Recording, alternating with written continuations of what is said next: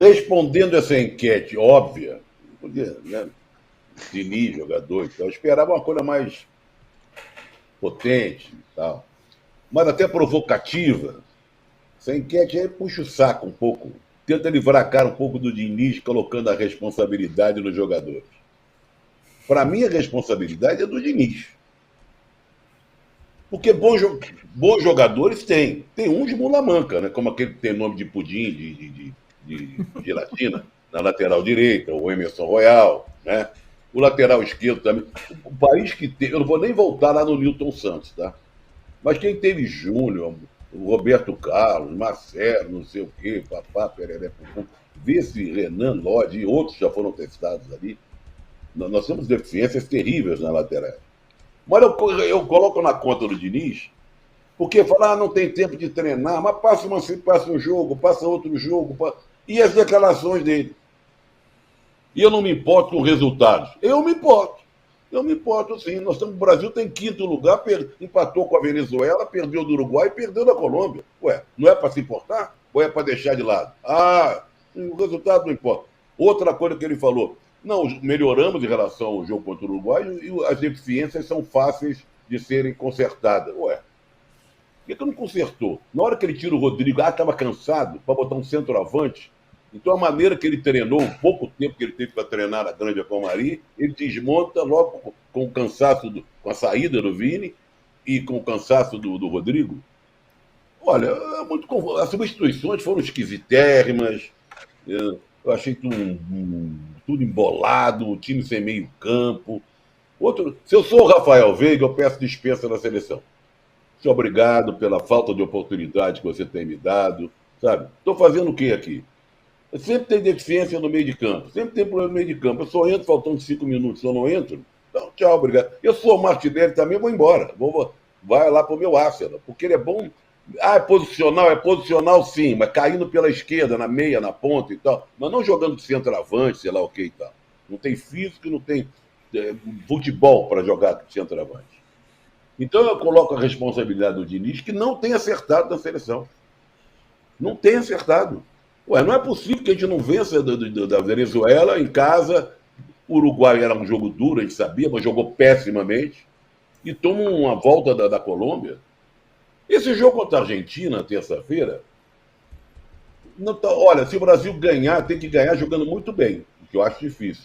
E a Argentina também não está jogando essa bola, apesar de estar liderando, mesmo que perca no Brasil, continua na liderança, não está jogando essa bola toda, sabe? É um time que encontra certa dificuldade ainda de matar o jogo.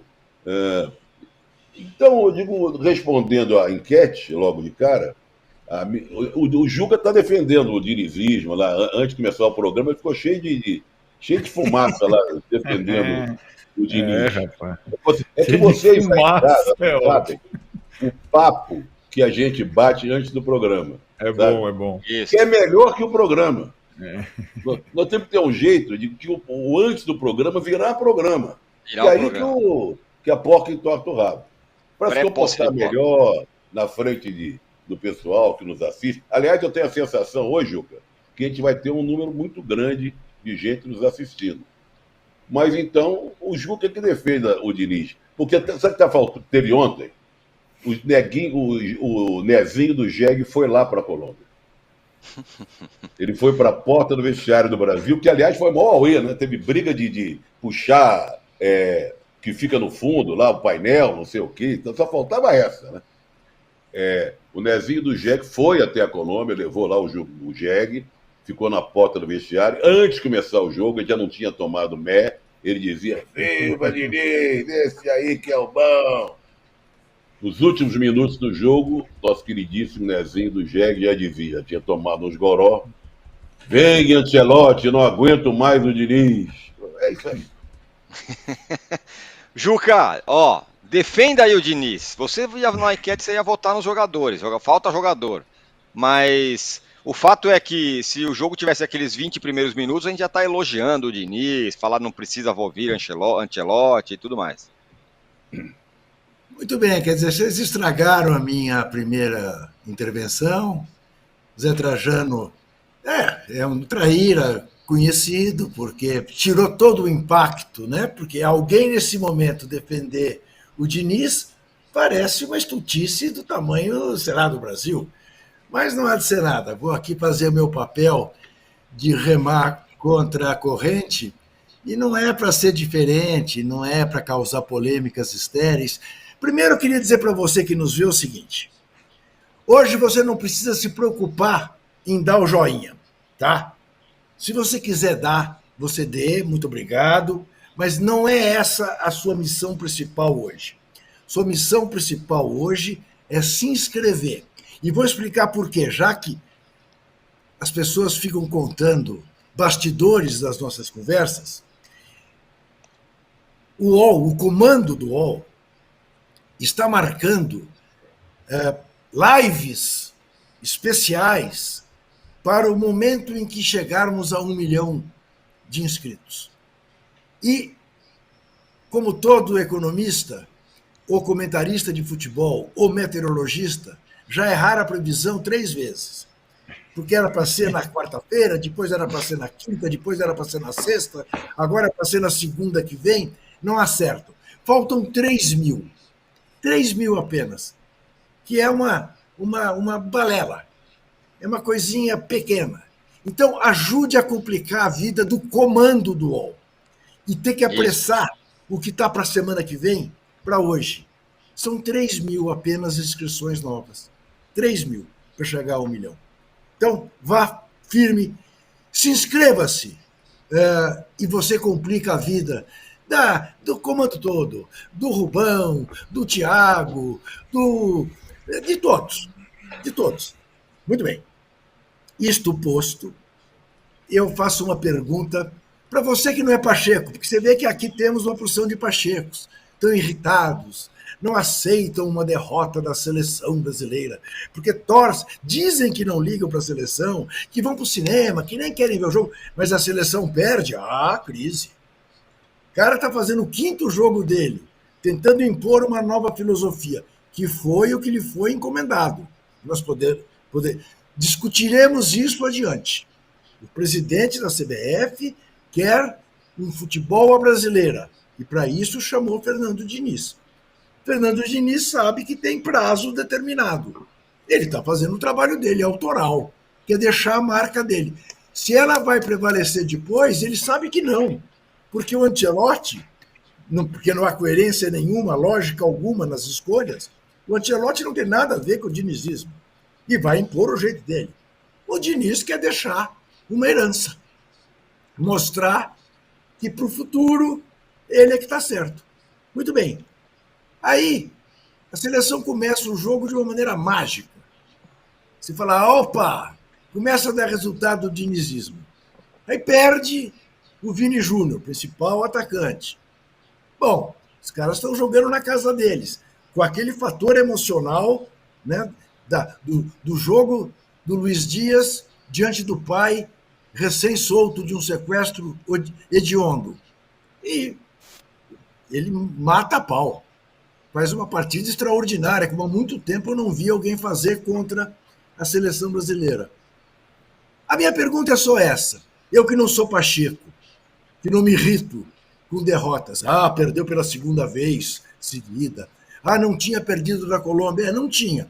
Mas nos 14 jogos anteriores, tinha 7 vitórias e 7 empates.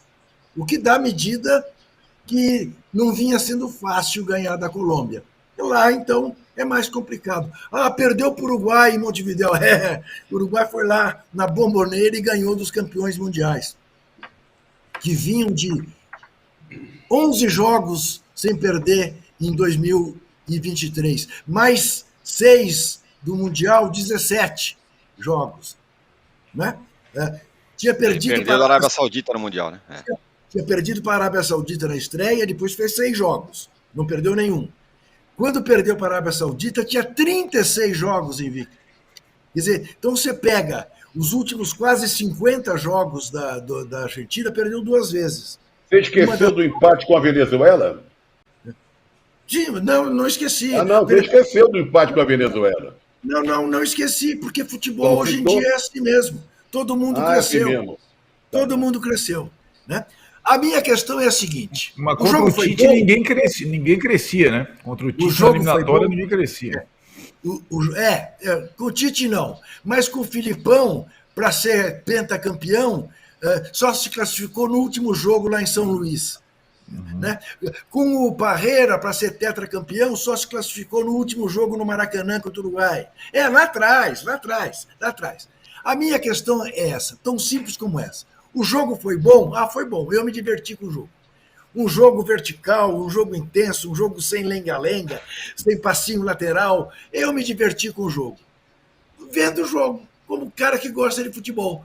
Ao mesmo tempo que via Uruguai e Argentina, que também foi bastante interessante. Mas o jogo da Brasil e Colômbia foi mais interessante, como jogo de futebol. Então eu estou satisfeito. Agora, tá bom, não temos laterais? Não temos. E aí sim, pode-se criticar o Diniz. Vai jogar com 4-2-4. Sem laterais que sabem marcar, vai dar ruim. E o Dias fez uma festa pelos lados do campo, todas as vezes que quis. Mas eu não vejo nenhum motivo para a crise. Vocês querem o quê? Demitir o Diniz? O Brasil corre risco de não ir para a Copa? Olha, seria até uma poupança. Porque Copa em 3 países, depois em mais 8 países, não sei o quê. Eu acho que cada vez mais Copa do Mundo vai virar uma coisa chata, modorrenta, só caça-níqueis. Mas eu não culpo o Diniz, não vejo nenhum problema, não estou me sentindo derrotado, em crise, porque não sou Pacheco. Zé Trajano é um Pacheco, entendeu? Esse que é o problema. Sabe o que eu proponho ao âncora? Mudar a enquete, fazer outra. Aí atrás do que está dizendo o Juca. Então tá tudo certo. O Brasil não empata com a Venezuela, perde do Uruguai, perde da Colômbia e está tudo bem. Ótimo. Somos Pacheco. Eu, Pacheco. Faltou na enquete. Essa sim, uma enquete falha, era ter pelo menos uma terceira alternativa. Nenhuma das anteriores. Entendeu? Nem a culpa do Diniz, nem falta bons jogadores. Estamos em período de treinamento, de adaptação a um novo jeito de jogar futebol. E tem o dito.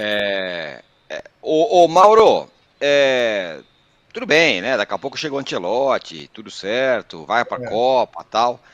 Mas quando o Diniz chegou era para fazer um negócio espetacular e tudo mais. E ontem me parece, o Juca acha que nem tanto, mas que ele errou demais em muitas coisas. Eu acho que tem um ponto que é um técnico dividido, né? Qual foi a atenção que ele teve com a seleção brasileira nas últimas semanas, já que ele estava próximo de uma partida a mais importante da história do Fluminense, que é onde ele trabalha, né? É o time que ele comanda no dia a dia. Esse é um ponto. Eu acho que o Diniz repete um pouco do que fazia o Tite. O Tite tinha lá uma maneira de pensar, como tinha que se encaixar a sua equipe, aí surge o Vinícius Júnior, ele reluta em convocar e escalar. Por quê? Porque não se encaixava naquele modelo. Então você adapta o seu modelo para o jogador que está se destacando, que é um jogador muito bom, que eventualmente pode ser um cara acima da média, para que ele possa se entrar nessa equipe. Ele custou a fazer isso. O Diniz tenta reproduzir um pouco daquilo que existe no Fluminense. Ontem só tinha 2 meio-campistas. Não dá para jogar assim, gente. Não tem como jogar assim. Ainda mais sem treinamento. Se você tiver um time muito treinado, que os atacantes, os pontas, participam ativamente quando não tem a bola, pode ser. O Brasil muito vulnerável ontem. Quantidade de finalizações da Colômbia, o jogo inteiro. A Colômbia finalizou mais que o Brasil. Aquele lance, até uma boa jogada do gol da seleção brasileira. Foi aquilo ali, alguns minutos. Depois a Colômbia já começou a tomar as rédeas do jogo. O Alisson defendendo as finalizações, chegando com perigo. O jogo inteiro foi assim. E no segundo tempo, mais ainda. O Dias fazia o que ele queria. E faz 2 gols de cabeça. Alguns jogadores mal tecnicamente. O próprio Marquinhos não está numa fase boa. Os laterais são muito fracos. Não são jogadores, individualmente não parecem ser jogadores com nível para a seleção. Veja o caso do Lodge. O Lodge foi um jogador que se queimou porque falhou no gol da Argentina, na derrota do Brasil no Maracanã, na Copa América, vencida pelos argentinos com aquele gol do Di Maria. Foi um erro dele. Aí não foi mais convocado, ficou meio queimado. Esse cara já rodou quantos times na Europa? Agora está no Olympique, né? Passou pela Inglaterra rapidamente. Ele não se formou em lugar nenhum. Lugar nenhum. Então, esse é o cara que vai ser um lateral de seleção, para tanto holofote em cima, tanta cobrança e expectativa. O Emerson Royal é reserva lá do Tottenham. Ontem, durante o jogo, muita gente pensou, bem, se esse Emerson Royal joga na seleção, por que não o Rodinei? Não é absurdo. Não é absurdo. A única diferença é que ele tem uma grife de jogar na Inglaterra, mas o jogador ontem errou tudo. Impressionante. Jogador completamente perdido. E acho que, por uma situação que você tem pouco tempo para treinar, você está envolvido com outro trabalho, que é um trabalho seu anterior, né? Onde você, de fato, é o técnico principal, que ele é um interino na seleção, até que provem o contrário. E aí você tenta reproduzir a mesma coisa, deveria ter tido mais cuidados, um time com o meio campo mais ocupado, um time com uma outra postura. Não dá para ser, esse é o dinizismo, uma coisa tão autoral, sem o tempo necessário para fazer essas mudanças, porque ele precisa também de resultados para ter paz e trabalhar.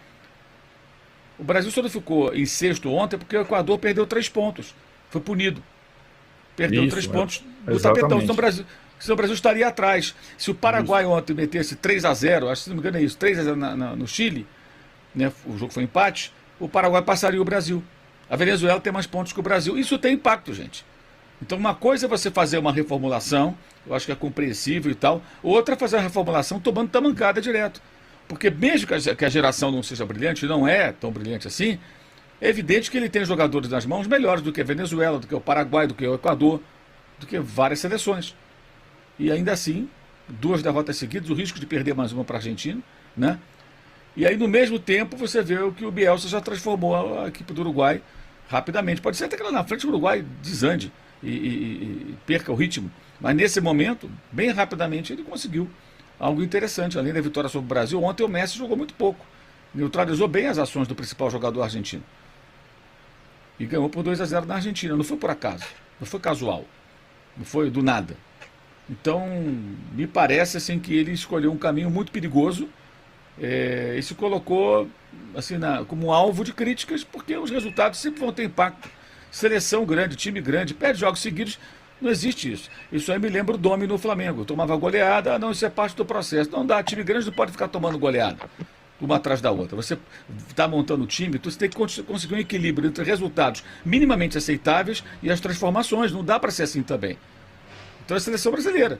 Aí vai lá e perde para a Colômbia, perde para o Uruguai, vai jogar em casa com a Argentina, perde, você 3 jogos seguidos. Daqui a pouco não está nem entre os 7 mais bem colocados. Vai entrar na zona de classificação porque todo mundo se classifica. Tem muito tempo, a gente sabe como funciona, né? Mas eu acho que ele se equivoca na escalação, ele se equivoca em algumas escolhas e, enfim, e me parece pela entrevista dele depois do jogo que ele acha que não, que é isso aí mesmo e tal. Não sei, eu acho o contrário. E mostra também o quão apressados foram aqueles que, por conta da vitória sobre a Bolívia, achavam que o Ancelotti não precisaria mais vir. Essa é a parte mais engraçada da história, até na imprensa. E mais, as vitórias do Brasil foram em cima das 2 piores seleções das eliminatórias até aqui. Bolívia e Peru. Peru perdeu para a Bolívia ontem, é o último colocado. Só ganhou desses 2. É muito ruim, né? É um retrospecto muito ruim. É um momento muito ruim. Entendo a reformulação e suas dificuldades, mas não precisa perder e jogar tão mal assim. Ô Arnaldo, daqui a pouco a gente dá a parcial da enquete aqui, mas o fato é que, se a gente não soubesse que, em tese, o Diniz fosse um interino e daqui a pouco se ele fosse o treinador mesmo, esse cara aqui que a gente vai para a Copa, a crise seria imensa, diante do desempenho da seleção. E ele do céu para o inferno, né? Uma semana atrás era o Diniz campeão da América, agora é o Diniz que não ganha de ninguém. O título da Libertadores, Tironi, acho que deixou, como o Mauro falou, as coisas ficam meio misturadas, né? O título da Libertadores, se ele perde a Libertadores pro Boca, a coisa ia ser muito mais infernal do que será no Maracanã contra a Argentina. Eu vejo assim, né? Na questão das eliminatórias, tem essa situação toda da classificação óbvia, mas vale a pena prestar atenção no que o Mauro falou, porque o Equador tem menos 3 pontos no tapetão, então o Brasil estaria em sexto se não tivesse essa punição ao Equador. O Diniz faz, em tese, contra a Argentina, no Maracanã, na próxima terça-feira, a sua última partida como técnico da seleção nas eliminatórias, certo? Depois as eliminatórias só voltam em setembro, quando o Brasil, em tese, vai ter o novo técnico, o Ancelotti. E as eliminatórias do Diniz como técnico da seleção são ruins, porque na verdade ele não fez reformulação, ele só fez reformulação nesse jogo. Nos 4 jogos anteriores, ele pegou os jogadores do Tite e tentou dar uma nova cara ao time. Então, a primeira convocação do Diniz é praticamente o time inteiro da Copa do Mundo de 2022. A reformulação mesmo veio nessa última convocação. E acho que nessa nova tentativa, para não dizer que não teve nada, eu achei uma coisa interessante. O posicionamento do Vinícius Júnior. Por quê? Porque, de fato, o Vinícius Júnior na seleção brasileira não estava, em nenhum momento, inclusive com o Tite, se sentindo confortável na ponta esquerda, etc. e tal. E o Diniz armou o time numa forma que o Vinícius Júnior fosse uma espécie de centroavante. Ele ficava como último jogador. E isso surpreendeu a seleção colombiana. O início do jogo foi muito bom porque o Vinícius Júnior não tinha posição fixa, ele ficava como último e se sentiu muito bem daquele jeito.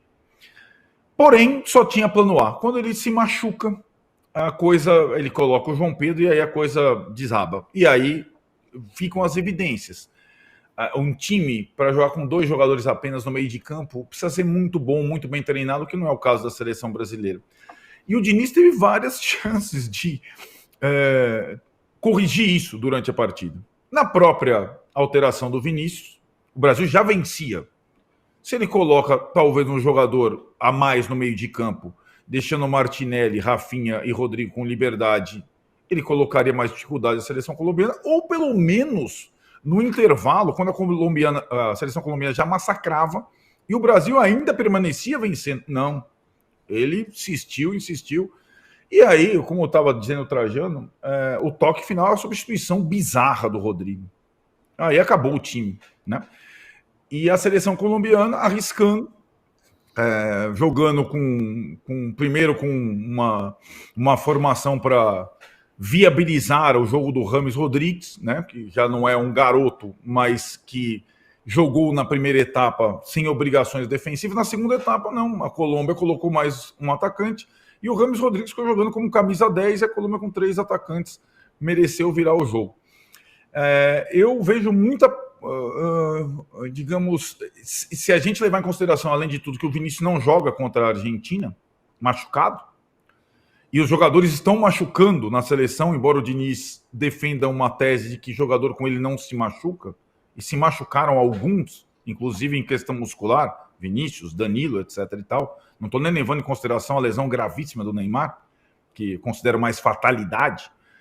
O Brasil vai contra a Argentina com um time bem fraquinho. Não tem outros laterais, não tem Vinícius Júnior, e vai jogar numa situação que deveria ser uma revanche, né? Porque foi ali, no Maracanã, sob o comando do Tite, que a Argentina vence a Copa América, o jogo lembrado pelo Mauro, no gol do Di Maria nas costas do Renan Lodge, e a Argentina se firma como time.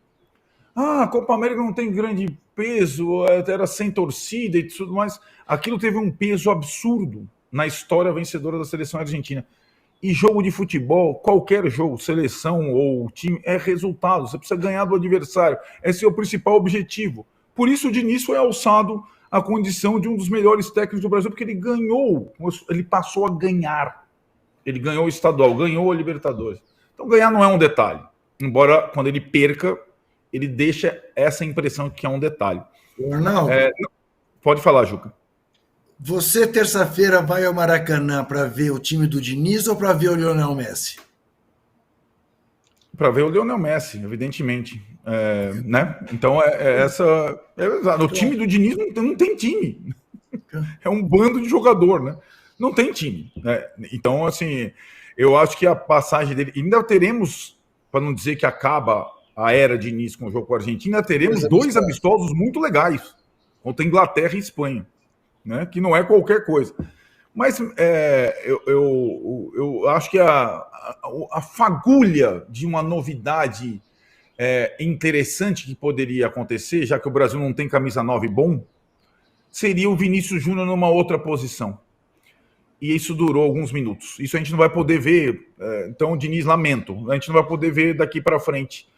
E o que a gente vai poder observar contra a Argentina é como um time vai tentar, um bando vai tentar enfrentar um time, né? Porque a Argentina é um time consolidado e tal, e mesmo que tenha perdido para o Uruguai, é um time que tem um padrão e tudo mais, o trabalho é muito longo e tal.